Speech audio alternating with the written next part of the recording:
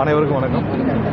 நேற்று எங்களுடைய தமிழக வெற்றிக் கழகம் சார்பாக எங்களுடைய தலைவருடைய அறிவுறுத்தின் பேரில் 234 சட்டமன்றத்தையும் அனைத்து சட்டமன்றங்களையும் நிர்வாகிகள் கூட்டம், அதாவது சட்டமன்ற வாரியாக தேர்தல் பணிக்கு தயாரிப்பு பணிக்காக செயல் வீரர் கூட்டம் நடைபெற்று முடிஞ்சு. எல்லா இடத்துலையும் கிளை, ஒன்றியம் மற்றும் பகுதி கழக நிர்வாகிகள் மற்றும் மாவட்ட நிர்வாகிகள் மற்றும் பூத் கமிட்டி நிர்வாகிகள் வரை அனைவரும் கலந்து கொண்டு நேற்று எல்லா இடத்துலையும் அந்த ஆலோசனை கூட்டம் வெற்றிகரமாக நடந்தது. ஸோ தேர்தலுக்கான தயாரிப்பு பணிகளில் எங்களுடைய தலைவருடைய அறிவுறுத்தல் பேரில் முழு வீச்சில் தமிழக வெற்றிகம் தயாராகிட்டுருக்கு. 234 தொகுதியில் தயாராகிட்டுருக்கு.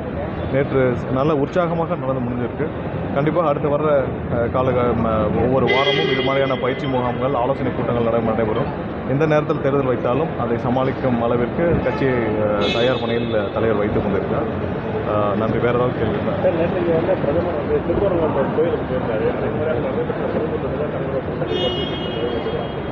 அதாவது திருப்பரங்குன்றம் கோயிலில் சாமி கும்பிட்றதை பற்றி எந்த ஆட்சேபனையும் இல்லை. கண்டிப்பாக அது ஒன்றும் இல்லை. ஆனால் ஒரு விஷயம் என்னென்னா, பாரதிய ஜனதா கட்சி ஒரு விஷயத்தை புரிஞ்சுக்கணும். தமிழகத்தில் அந்த வெறுப்பு அரசியல், மதம் சார்ந்த அரசியலை அவர்கள் கண்டிப்பாக கைவிட வேண்டும். ஏன்னா தமிழக மக்கள் என்றைக்கும் இந்து மக்களாக இருந்தாலும் அனைத்து தரப்பு மக்களும் எல்லாரும் அமைதியை விரும்பும் மக்கள். இங்கே யாரும் மத சார்ந்த அரசியலை யாரும் செய்ய அனுமதிக்க மாட்டார்கள். ஸோ அதை கண்டிப்பாக தவிர்க்க வேண்டும் என்பது எங்களுடைய தலைமையான வேண்டுகோள். இன்னொன்று, சட்டம் ஒழுங்கை கையில் வைத்திருக்கும் திரு ஸ்டாலின் அவர்கள், திமுக அரசு கண்டிப்பாக பிரதமருடைய இந்த திருப்பரங்குன்றம் விசிட்டுக்கு ஒரு சின்ன அறிவுறுத்தலையாவது கண்டிப்பாக தடுக்க முற்பட்டிருக்க வேண்டும். அப்படி அவர்களால் அது கூட முடியாத ஒரு பட்சத்தில் ஒரு சின்ன அறிவுறுத்தலையாவது இந்த மாதிரியான ஒரு விசிட் சட்டம் ஒழுங்குக்கு முறையாக இருக்காதுன்னு சொல்லி பிரதமர் அலுவலகத்துக்காவது சொல்லியிருக்கணும். ஏன்னா இது சட்டம் ஒழுங்கு கண்டிப்பாக முதலமைச்சர் கையில் இருக்குது. ஏன்னா எப்பயும் ஒரு பகுதியில் இந்த மாதிரியான ஒரு மதம் சார்ந்த ஒரு அரசியலுக்கு யார் முற்பட்டாலும் அதை தடுக்கும் உரிமை அவர்களுக்கு இருக்குது. அந்த அறிவுறுத்தலையாவது கண்டிப்பாக முதல்வர் செஞ்சுருக்கணும். அதை கூட செய்யாது மிகவும் வருந்தத்தக்கது, கண்டிக்கத்தக்கது. ஏன்னா அவர் இதெல்லாம் பெரிதுபடுத்தி விட்டு இந்த மாதிரியான நிகழ்வுகளை எல்லாம் திமுக அனுமதித்து விட்டு பின்னாடி மதம் சார்ந்த அரசியல் திமுகவும் எடுக்கிறாங்களோன்னு ஒரு பயம் எல்லாருக்கும் ஏற்படுது. இது இவங்க 2 பேரும் சேர்ந்து வச்சுட்டு பேசிட்டு இது செய்கிறாங்களான்னு தெரியல. கண்டிப்பாக திருப்பரங்குன்றம் அங்கே இருக்கிற மக்கள், ஏன்னா நாங்கள்லாம் அங்கே இருக்கிற மக்கள் அனைவரும் அது அமைதியான பகுதியாக இருக்க வேண்டும் என்று விரும்புகிறோம். என்றைக்கும் திருப்பரங்குன்றம் ஒரு அயோத்தியா போன்று ஒரு சர்ச்சைக்குரிய பகுதியாக மாறுவதை தமிழக மக்கள் யாரும் அனுமதிக்க மாட்டார்கள்.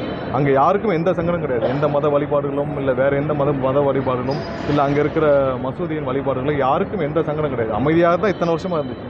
ஸோ அதே மாதிரி இருக்கணும் தான் விரும்புகிறோம். இதை திமுகவும் அவருடைய கடமையை உணர்ந்து செயல்பட வேண்டும். பாரதிய ஜனதா கட்சியும் அதை கைவிட வேண்டும் என்று கேட்டுக்கொள்கிறோம்.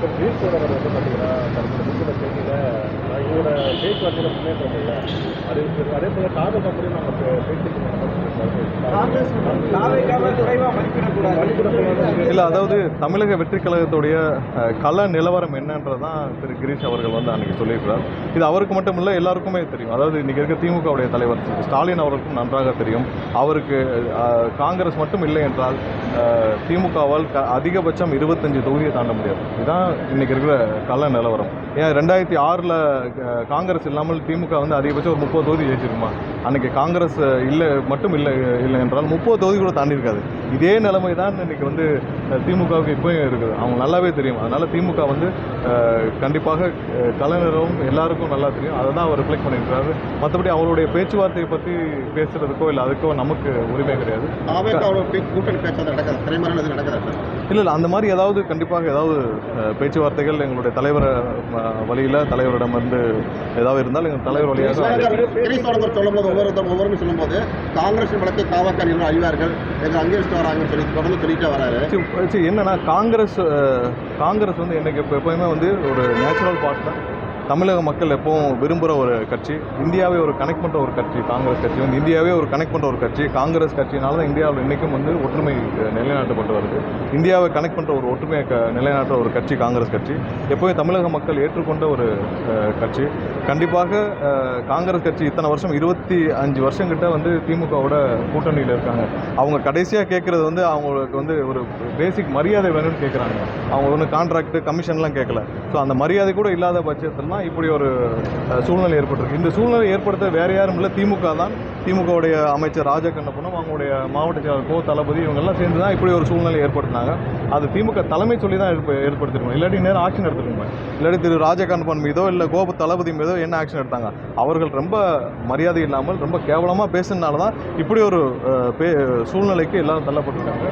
மற்றபடி ஏதாவது கூட்டணி சம்பந்தப்பட்ட எந்த முடிவுகளாக இருந்தாலும், ஏன்னா இப்போ இந்த சூழ்நிலையில் அது சம்பந்தமாக எந்த நான் கருத்தும் தெரிவித்தாலும் அது நன்றாக இருக்காது. இந்த சூழ்நிலையில் அந்த மாதிரி எந்த இப்போ ஒரு முடிவுகள் எடுக்கப்பட்டாலும் அது எங்களுடைய தலைவர் வழியாக அறிவிக்கப்படும்.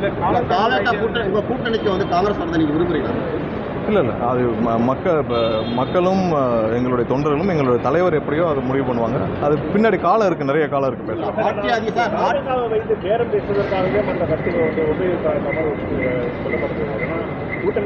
இல்லை, அதாவது திமுகவிற்கு தமிழக வெற்றி கழகத்தை பார்த்த பெரிய பயத்தில் தான் எல்லாரையும் கூட்டணியில் சேர்த்துருக்காங்க. நீங்கள் வந்து தேமுதிகவை சேர்த்ததுலேருந்து நீங்கள் பார்த்துக்கலாம். தேமுதிக வந்து எந்த காலத்துலேயாவது திமுகவோட சேர்த்துன்னு யாராவது நினச்சி கூட பார்த்துருக்க மாட்டோமா? ஸோ அந்த மாதிரி திமுக ஒவ்வொரு நாளும் எங்கள் தமிழக வெற்றி கழகத்தோட ரிப்போர்ட்டை பார்க்குறாங்க, சர்வேயை பார்க்குறாங்க. அடுத்த நாள் யாரு கிடைச்சாலும் உள்ள கூட்டணி சேர்க்குறாங்க. ஒரு வருஷமாக இப்போ முதல்வர் சொல்லிட்டு இருந்தது என்ன, எங்களுடைய கூட்டணி வலுவான கூட்டணின்னு சொல்லிட்டு இருந்தார். இன்றைக்கி அவருக்கே வந்து என்ன நினைக்கிறாருன்னு தெரியல. ஏன்னா எல்லா 5000 ரூபாய் அறிவித்த பிறகும் அவருக்கு அந்த நம்பிக்கை இல்லாத காரணத்தினால தான் இன்றைக்கி வந்து பார்த்திங்கன்னா திரும்பவும் தேமுதிக கட்சியை சேர்த்துருக்கிறாரு, எல்லாரையும் கூட்டணியில் சேர்த்துட்டு இருக்கிறாரு. அவங்களுக்கு யார் எந்த தலைவர் அந்த வழியை நடந்து போனாலும் கூப்பிட்டு கட்சியில் சேர்க்குற நிலைமையில் தான் இன்றைக்கி திமுக இருக்குது. ஒன்றே ஒன்று அவங்களுடைய நிலைமை தெரிஞ்சிச்சு, அவங்களுடைய கட்சியின் நிலவரம் என்ன களத்தில் இருக்குன்னு தெரியுது, எவ்வளோ ஆன்டி இன்கமெண்ட்ஸ் இருக்குன்னு தெரியுது. எல்லா தரப்பு மக்களிடமும் இன்றைக்கி திமுக இருக்கிற எதிர்ப்பு தெரியுது. அதனால் கண்டிப்பாக திமுக என்ன முயற்சி எடுத்தாலும் இந்த தேர்தல் அவங்களுக்கு பாசிட்டிவாக இருக்கும். பாவக்க ஒரு பலமான கட்சியாக இருந்தால் என்ன கூட்டணிக்கு வந்து வந்துருப்பா? ஏன்னா வந்து ஆட்சியில் பங்காளிகள் சொல்லியிருக்கீங்க, இது வரைக்கும் நீங்கள் மட்டும் தான் சொன்னீங்க நாங்கள் பலமாக இருக்கும். இல்லை, ஒரு விஷயம் நீங்கள் இல்லை எங்களுடைய கட்சி ஆரம்பிக்கப்படுறதுக்கு முன்னாடி இருந்தே உங்கள் எல்லாருக்கும் தெரியும், தம்பி சீக்கிரம் வருகிறார்னு சொல்லி பல பேர் காத்துட்டு இருந்த நாட்கள் இருக்குது. எங்களுடைய கட்சியில் திமுக தவிர்த்து அனைவரும் எங்களுடன் கூட்டணி வைக்க வேண்டும் என்று ஆசைப்பட்டார்கள். ஆனால் எங்களுடைய கொள்கைக்கும் எங்களுடைய தலைவரின் வழியிலையும் தலைவர் செயல்பாடுகளிலும் எங்கள் தலைவர் போகிற வழியிலையும் யார் வந்தால் பொருத்தமாக இருக்குன்னு மக்களும் தொண்டர்களும் எப்படி நினைக்கிறார்களோ அந்த மாதிரியான முடிவு தான் தலைவர் எடுக்க முடியும். எல்லாரும் கூட கூட்டணி வைக்கிறோம்னா அந்த முடிவுகள் எடுத்தால் அப்புறம் எங்களுக்கும் அவங்களுக்கும் ஒரு வேறுபாடு இருக்காது. யாரும் எங்களுடன் வந்து கூட்டணி வைக்க மாட்டோம், எல்லாரும் எங்களுக்காக காத்திருந்தாலும், ஆனால் யார் வந்தால் பொருத்தமாக இருக்கும்னு மக்கள் எங்களுடைய தலைவர் மீது இன்னைக்கு 25% 40% அளவுக்கு மக்கள் வந்து இந்த ஒரு 2 வருஷத்தில் 40% மக்கள் வந்து எங்கள் மேலே முழு நம்பிக்கை வைத்திருக்கிறாங்கன்னா அவங்களுக்கு நம்பிக்கை கொடுக்கும் வகையிலான கூட்டணி தான் அமைக்க முடியும். அது அந்த கூட்டணி தான் கண்டிப்பாக அமைந்தால் எங்களுடைய தலைவர். எந்த காலதாமதமும் இல்லை. இன்னைக்கு எந்த கூட்டணி உறுதியாக இருக்குன்னு சொல்லுங்க, எந்த கூட்டணி இன்னைக்கு வலுவாக இருக்குன்னு சொல்லுங்க. நேற்று பிரதமரே சொல்றார் என்டிஏ தலைமையிலான கூட்டணிங்கிறார். அடுத்த நிமிஷம் திரு எடப்பாடி அவர்கள் சொல்றார் இல்லை அது வந்து அதிமுக தலைமையிலான கூட்டணிங்கிறார். இங்கே இது வரைக்கும் வந்து திமுகவில் யாருக்கு எவ்வளவு தொகுதி என்ன நடக்குது எதுவுமே தெரியல. எதுவும் வந்து நாமினேஷன் தாக்கல் செய்த பிறகு கடைசி நாள் வரைக்குமே கூட்டணி மாறினதை நம்ம வந்து கடந்த காலங்களில் பார்த்துருப்பீங்க. எதுவுமே காலதாமம் இல்லை. எல்லாம் கடைசி நேரத்தில் தேர்தலில் தேதி அறிவிக்கப்பட்ட பின்னர் கூட பல மாறுதல்கள் இருக்கலாம். கூட்டணிக்காக வெயிட் பண்ணிட்டு இருக்கீங்க? இல்லை, யாரும் வெயிட் பண்ணுறது இல்லை. நீங்கள் இன்றைக்கி இருக்கிற எந்த விஷயத்திலும் நீங்கள் உறுதியாக யாருக்குமே இல்லைன்னு சொல்கிறேன். இப்போ வரைக்கும் நீங்கள் அதிமுக கூட்டணியில் இருக்கவங்க அதிமுக தலைமையிலான ஒரு கூட்டணியா இல்லை பாரதிய ஜனதா தலைமையிலான கூட்டணியான்னு தெரியல. நேற்றே பார்த்தீங்கன்னா பல இடங்களில் போஸ்டர்கள் பார்க்குறோம் மதுரை முழுவதும். எங்கேயுமே அது வந்து அதிமுக போஸ்டர் மாதிரி இல்லை, அதில் பாரதிய ஜனதா கட்சியின் போஸ்டர் மாதிரி இருக்குது. எங்கேயுமே வந்து அம்மாவும் இல்லை, புரட்சித் தலைவரும் இல்லை, அண்ணாவும் இல்லை. முற்றிலுமாக பாரதிய ஜனதா கட்சியாக மாறிய பெரியாரையும் தூக்கி மாற்றப்பட்ட ஒரு அதிமுகவாக இருக்குது. எந்த கூட்டணியும் இன்னைக்கு உறுதியாக இல்லை. ஆனால் கண்டிப்பாக எங்களுக்கு மக்கள் ஏற்றுக்கொள்ளும் கூட்டணி அமைந்தால் எங்களுடைய தலைவர் கண்டிப்பாக.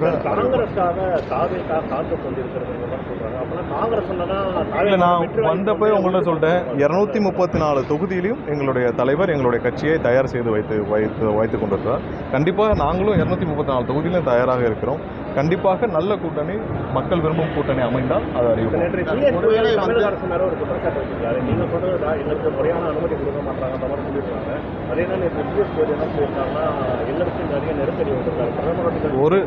ஒரு நெருக்கடியும் கிடையாது. நேற்று மதுரை முழுவதும் வாழைமரம் கட்டப்பட்டுச்சு. யாரும் ஒன்றும் எந்த தடங்களும் ஏற்படுத்தவில்லை. ஏர்போர்ட்டை ஒட்டியே வந்து அனைத்து அந்த நிலங்களும் ஃபுல்லாக சரி செய்யப்பட்டு அங்கேயே யாராவது ஏர்போர்ட்டை ஒட்டி மீட்டிங் போட முடியுமா? ஏர்போர்ட்டை ஒட்டியே அவங்களுக்கு முழு அனுமதியில் மீட்டிங் போடப்பட்டிருந்தது. அனைத்து வழித்தடங்களும் அதாவது போகிற ரோடுகள் அனைத்தும் வந்து திருப்பரங்குன்றம் எல்லா ரோடுகளும் காலையிலேருந்தே பிளாக் செய்து வச்சுருந்தாங்க.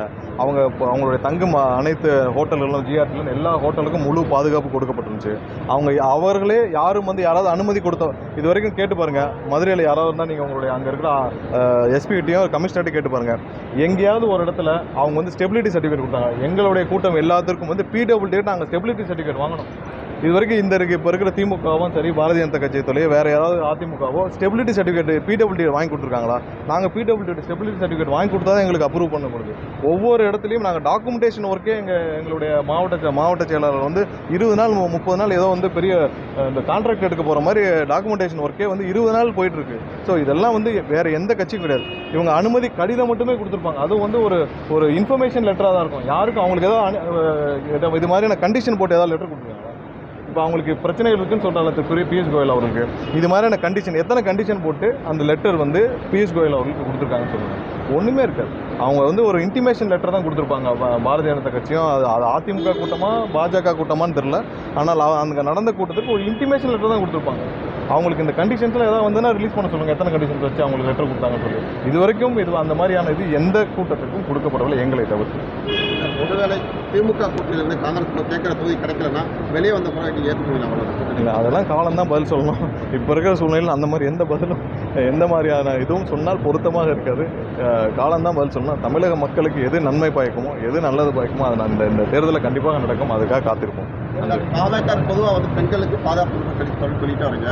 சங்கீதா வேட்புமனு கொடுத்த பிறகு வந்து சோசியல் மீடியா பார்த்தீங்கன்னா வந்து பல்வேறு அவங்க தனிப்பட்ட கட்சி தொண்டர்களே வந்து பத்திரிகை நண்பர்கள் எல்லாருக்கும் யாருமே வந்து கண்டனம் கூட தெரிவிக்கல. பத்திரிகை நண்பர்கள் எல்லாருக்கும் ஒரு வேண்டுகோள். கண்டிப்பாக தனிப்பட்ட விவகாரங்கள் குறித்து யாரும் பேச வேண்டாம். இல்லை அது பேச வேண்டாம்னு கேட்டுக்கிறோம். தவிர்க்க வேண்டும் என்று தாழ்மையுடன் கேட்டுக்கொள்கிறேன்.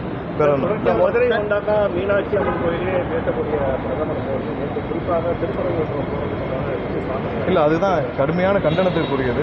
ஏன்னா திருப்பரங்குன்றம் கோயிலில் வந்து சாமி கும்பிட போகிறத பற்றி யாரும் வந்து இங்கே ஆட்சேபனை தெரிவிக்கிறது. ஏன்னா நீங்கள் நேற்று பார்த்தீங்கன்னா காலையில் பெரியார் படம் இப்போ வரைக்கும் அதிமுக அதற்கு கண்டிப்பாக பதில் சொல்லி ஆகணும். பெரியார் படத்தை வைத்து வந்தால் எதற்காக அதை வந்து உடனே மாற்றினார்கள்னு பதில் சொல்லணும்.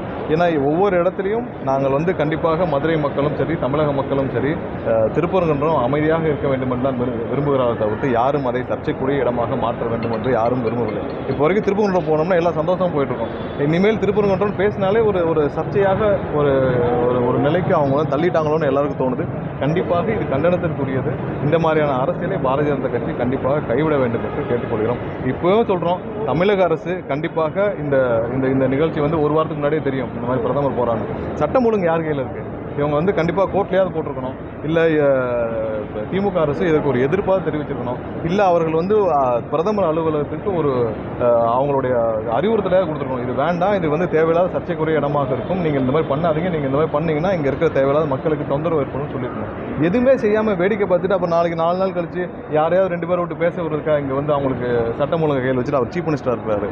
ஸோ அது வந்து இது கண்டிப்பாக திமுக வேண்டுமென்றே இதை வந்து பெருசாக்குறாங்களோன்னு எங்களுடைய கருத்தாக இருக்குது. கண்டிப்பாக திமுகவும் இதில் திருந்த வேண்டும் தான் எங்களுடைய கருத்து. நன்றி. கண்டிப்பாக நான் உங்கள் மக்கள் விரும்பும் ஒரு நல்ல தேர்தல் அறிக்கையாக இருக்கும்.